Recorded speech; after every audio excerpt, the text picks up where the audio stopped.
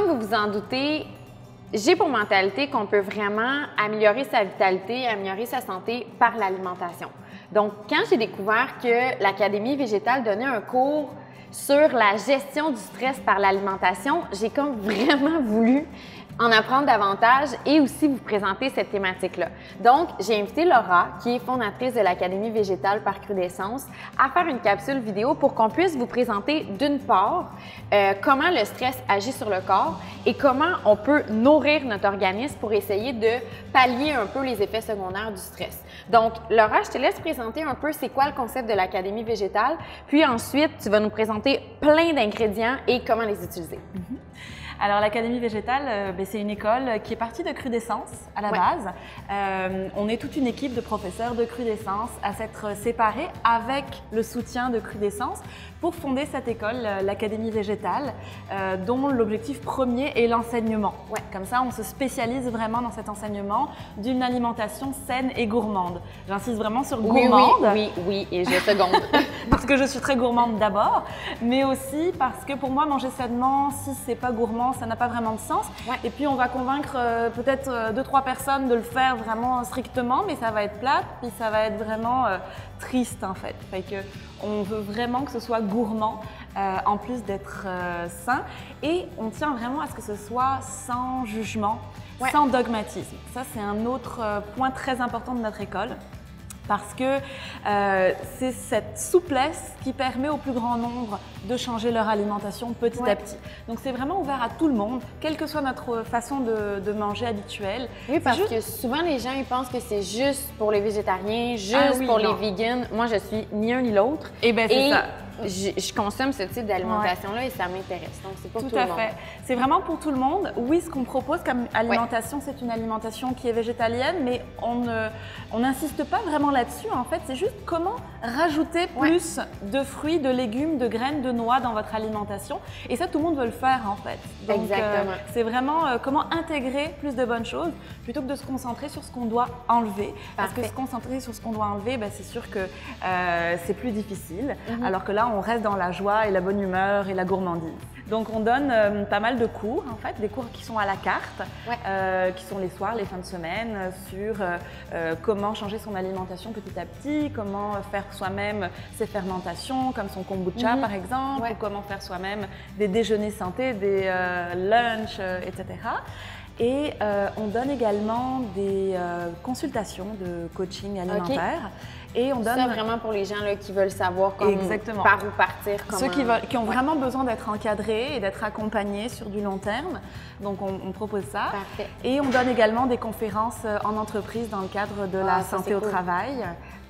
Donc, voilà, on va dans des grands… Donc, dans le fond, tout le type de cours, toutes les informations, c'est vraiment sur le site de l'Académie végétale qu'on va mettre ici dans le bas.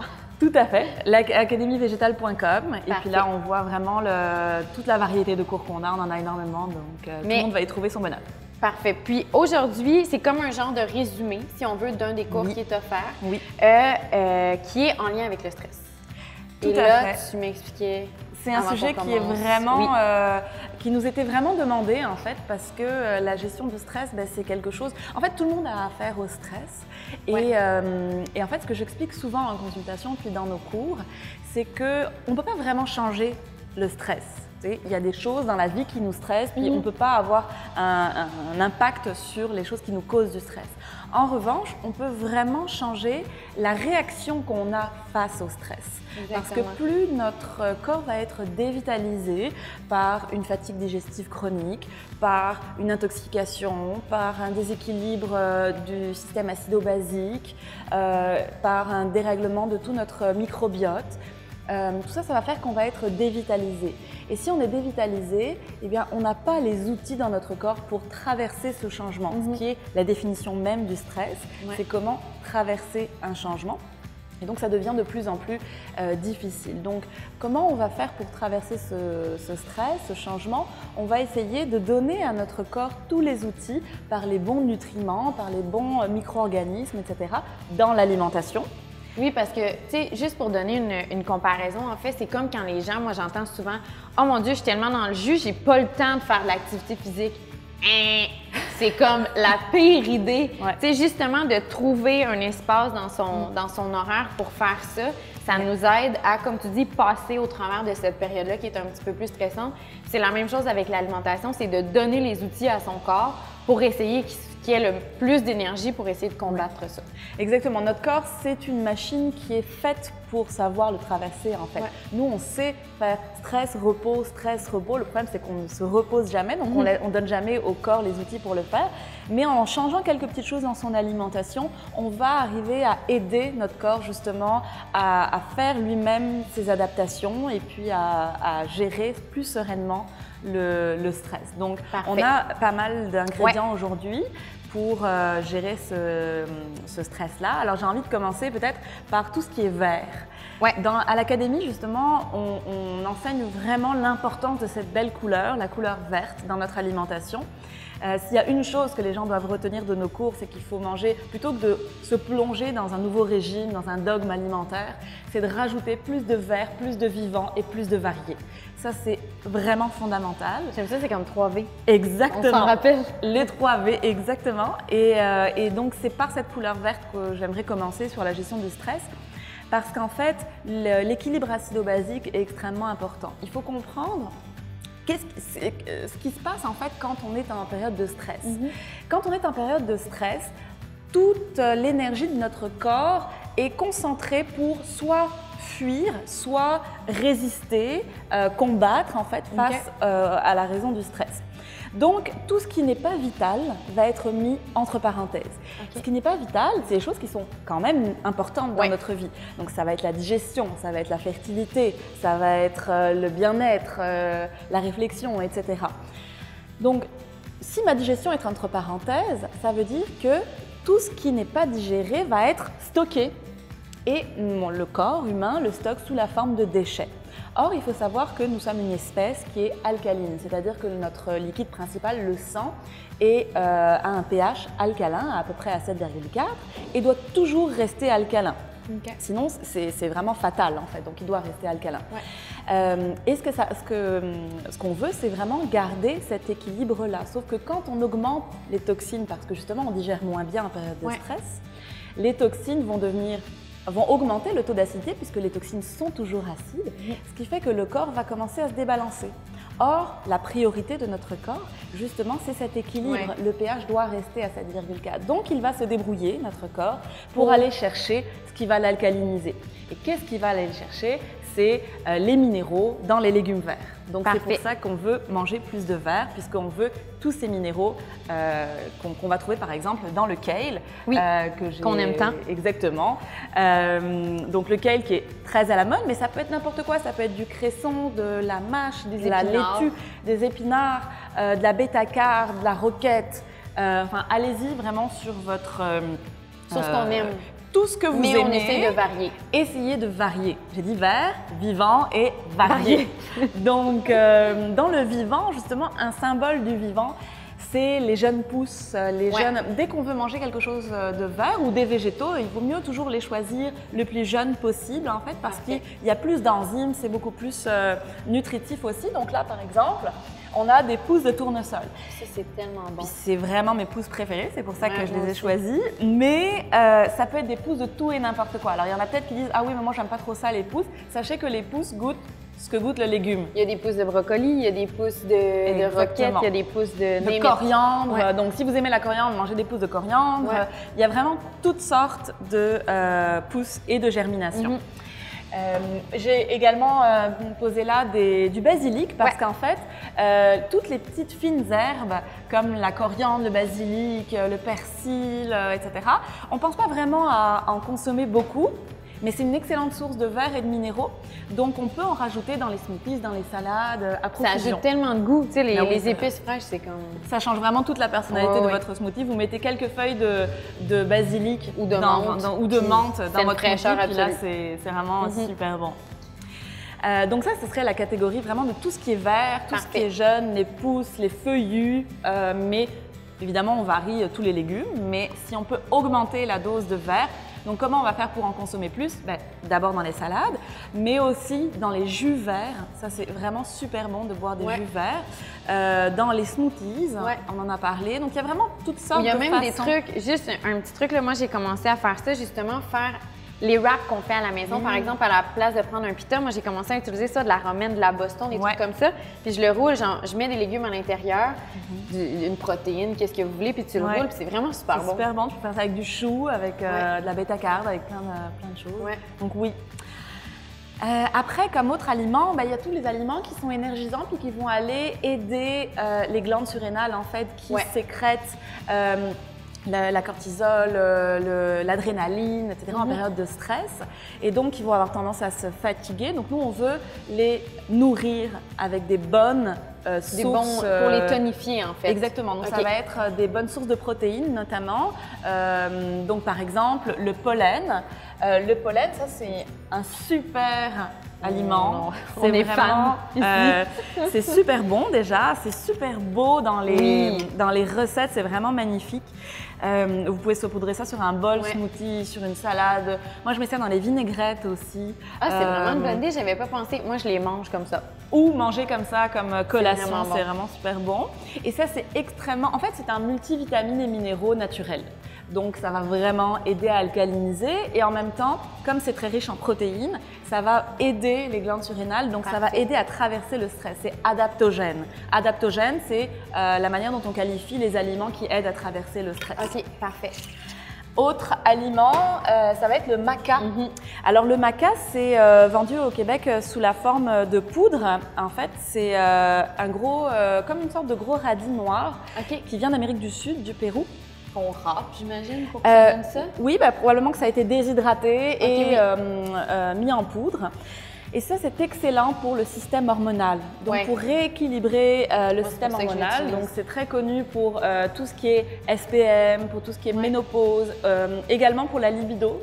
Mais ça va aider vraiment à énergiser et c'est un anti-stress naturel, en fait. Donc, vraiment, ça se marie très bien avec le cacao. Vraiment. Puis, autant dans les smoothies que moi, je trouve les breuvages chauds, un peu comme par exemple, on va en parler tantôt, là, mais les chocolats chauds. Moi, j'ai commencé à me faire des tisanes avec des infusions, puis ça se marie vraiment super bien. Ouais. Donc, le maca, qu'on peut utiliser vraiment de plein de façons différentes. Un autre énergisant qui est extrêmement bon pour les femmes, notamment, qui est utilisé en médecine chinoise pour les femmes enceintes, pour également les personnes âgées, parce que c'est vraiment un énergisant. C'est la baie de goji. Ça, c'est très populaire. Si vous ne connaissez pas encore, je ne sais pas ce que vous attendez. Ça, c'est vraiment super riche en minéraux. C'est très riche en calcium, par exemple. Donc, par exemple, on conseille ça aux femmes enceintes puisque on veut les nourrir en calcium. Et donc, une tisane de baie de goji, c'est délicieux et en même temps, ça permet de se reminéraliser. Ça va vraiment aider les glandes surrénales. C'est un anti-stress et c'est riche en protéines. Oui, on dirait pas parce que c'est des petites baies, donc on n'a pas l'idée que la baie de goji est riche en protéines, mais oui, ça l'est, puis c'est vraiment bon. Alors, vous pouvez la faire tremper un petit peu pour que ça colle moins aux dents, en fait, parce que comme c'est sec, ça va être plus agréable si vous le trempez, mais ça peut se mange aussi comme ça. Ça, vous pouvez en mettre dans vos granolas, vous pouvez en mettre dans les smoothies, dans les boules d'énergie. Même dans les, tu sais, ce qui est vraiment populaire en ce moment, c'est les overnight oats, mais si tu les mets, justement, ils prennent le jus, puis c'est super bon. Donc, ça peut se mettre vraiment dans plein de types de recettes. C'est délicieux. Parfait. Après, alors, ce breuvage… Oui. Qui n'est pas du café. Non. On dirait ça a la couleur du café. Mais ça n'en est pas. Mais ça n'en est pas, c'est du chaga. Le chaga, c'est un champignon qui vient du Québec. Qu'on trouve dans tout le parc des Laurentides, qui est en fait un champignon qu'on trouve sur les bouleaux notamment, qui est un très bon adaptogène, très bon pour le système immunitaire. Donc la tisane de chaga, en fait, là, qu'est-ce que j'ai fait? J'ai fait en décoction du chaga. Donc j'ai fait bouillir de l'eau avec du chaga dedans. Le plus longtemps possible. Parce qu'en fait, surtout si votre chaga est en gros morceaux, plus vous allez le faire bouillir, plus l'eau va aller chercher les bienfaits du chaga vraiment jusque dans le milieu en fait du morceau. Et là, je le laisse bouillir toute la journée à feu doux Et ça nous donne cette décoction qui ressemble vraiment à du café, d'ailleurs qui est utilisée par beaucoup de monde dans nos cours pour être une alternative quand les gens veulent réduire leur quantité de café. Ça a un goût particulier, vraiment très agréable. Moi, je trouve que ça goûte un peu fumé. Oui, c'est ça. Alors, ça ne goûte pas du tout le café, c'est utilisé comme alternative vraiment pour la couleur, mais ça n'a pas, en effet, ça a un goût assez original, en fait, qui est vraiment très bon, qui se marie très bien. Soit on peut le boire comme ça en tisane, soit on peut aussi le mettre à la place de l'eau pour faire son propre lait d'amande, son lait de noisette. Ça se fait très très bien avec la noisette et avec l'amande. On peut aussi faire avec de la cardamome pour faire un peu comme du café un peu à l'oriental avec de la cardamome, mais on peut très bien faire avec des épices chai, du chaga. C'est vraiment délicieux.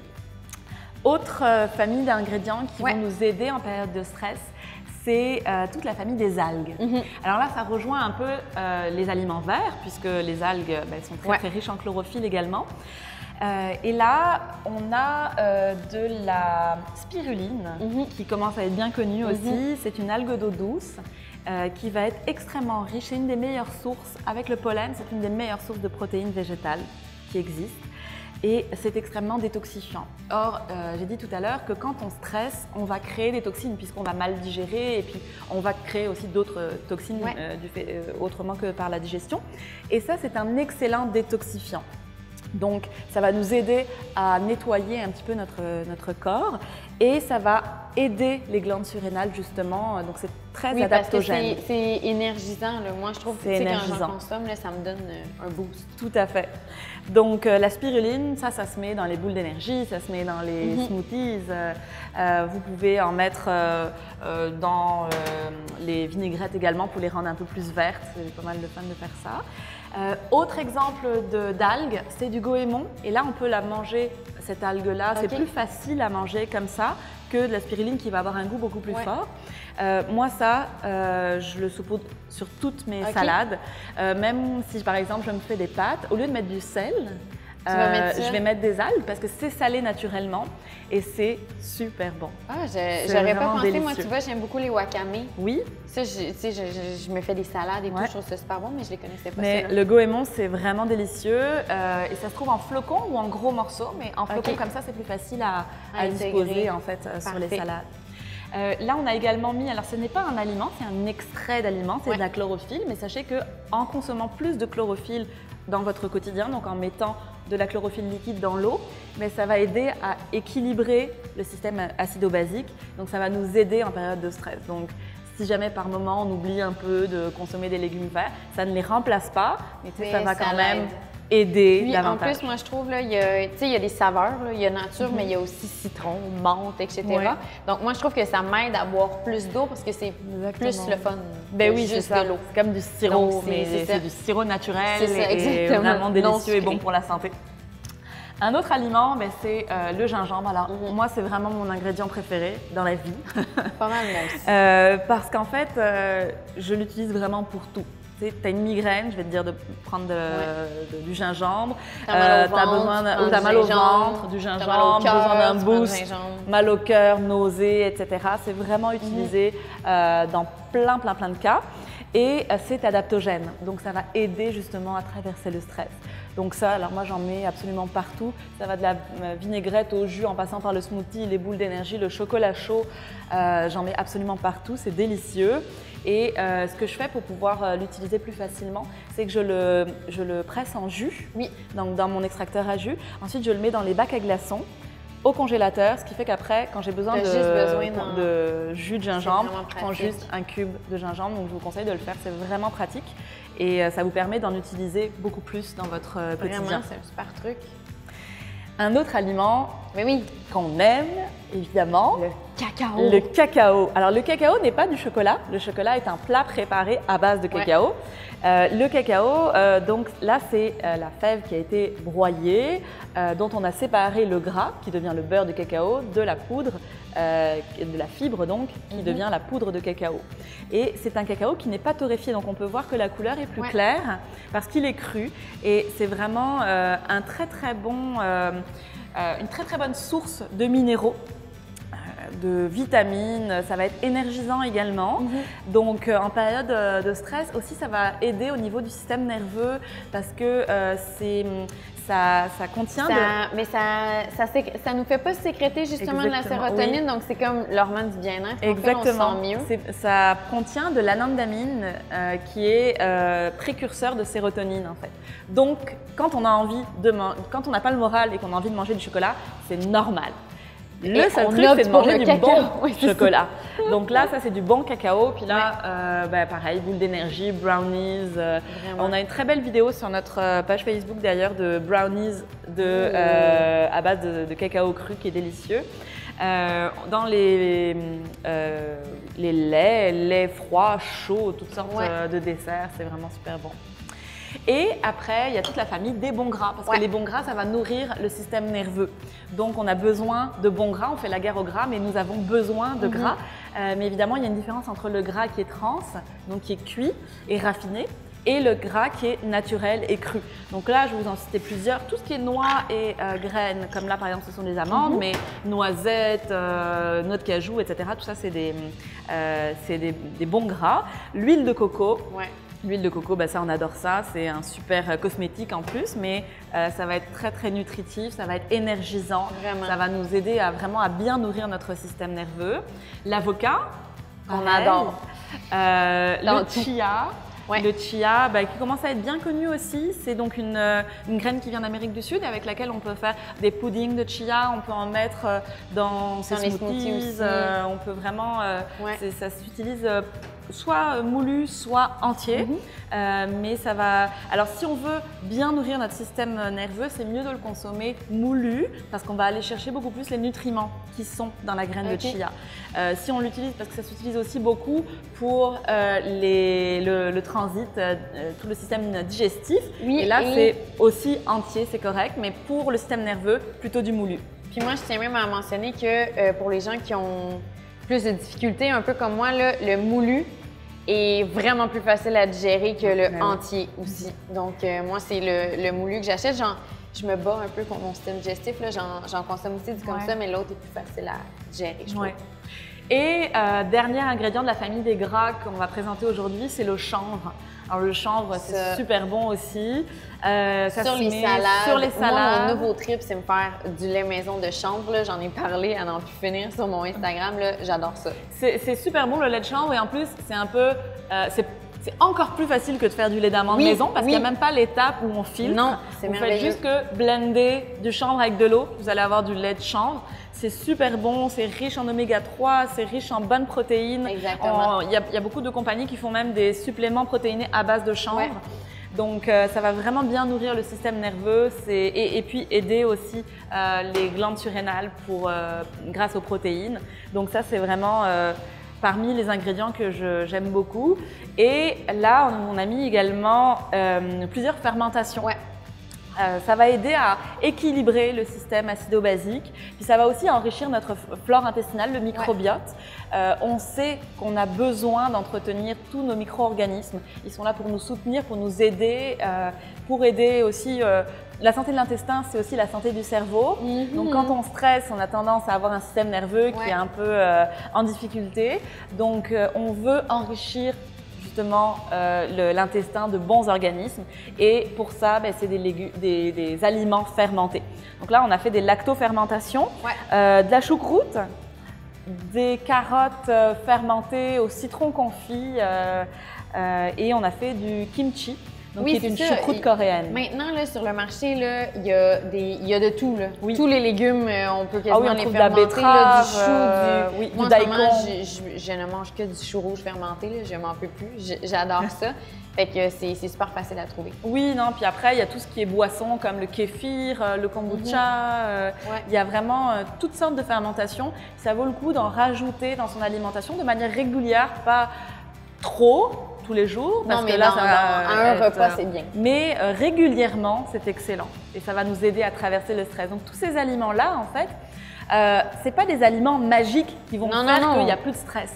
C'est juste que pendant une période de stress, plus je vais équilibrer mon alimentation en mangeant des aliments qui vont m'aider à traverser ce stress, plus ça va être facile de le traverser et on va sentir moins d'effets secondaires du stress.